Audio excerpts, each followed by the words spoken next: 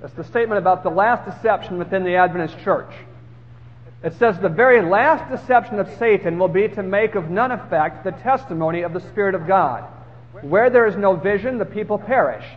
Satan will work ingeniously in different ways and through different agencies to unsettle the confidence of God's remnant people in the true testimony. If you go to these anti-element websites, you can find a statement, even a picture. I saw someone brought it up here, and I saw a picture there about tall men and short men on Jupiter. And you know, that sounds kind of ludicrous, doesn't it? Tall men and short men on Jupiter. Jupiter doesn't support life, much less fruit trees. I want to tell you, Ellen White never saw short men or tall men on Jupiter. That picture came from putting together two statements, both of which were misunderstood and twisted, and then twisting the result as much as possible. The first statement came from Ellen White's early ministry when Joseph Bates, the sea captain, was unconvinced that she was a prophet.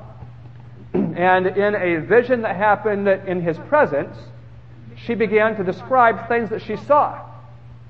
What she described was the same things that he had seen in studying astronomy, and he had his own telescope. Now, how well would that have worked if she had described things he couldn't see? Does that make any sense, you know what I'm saying? It would have been an entirely useless revelation. And it's just staring in the Bible to reveal to us the very things that are helpful, not the things that wouldn't be. That's standard.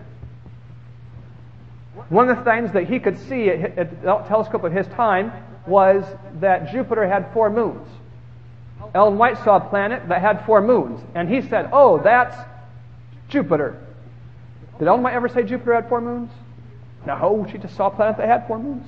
Well, Jupiter does have 4 moons, plus some. And that's one statement. Nothing happened there except what I would expect from a true prophet. That God would use that vision to establish the faith of Joseph Bates. Did we need Joseph Bates? Man, that man helped us so much. God won him. Now go to another statement later. Ellen White saw a planet out in the universe somewhere where Enoch was visiting. And that planet had 4 moons.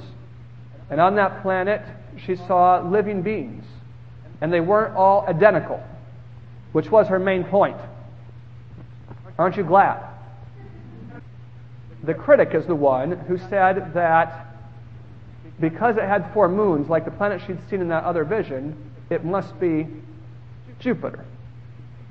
Well, that's just silly. Listen, if there are angels on other planets and beings on other planets, they have to have between 0 to 6 million moons. And the most common numbers are probably going to be 0, 1, 2, 3, 4, and 5. You follow what I'm saying? It's just not incredible to find that there was one of those planets had 4 moons.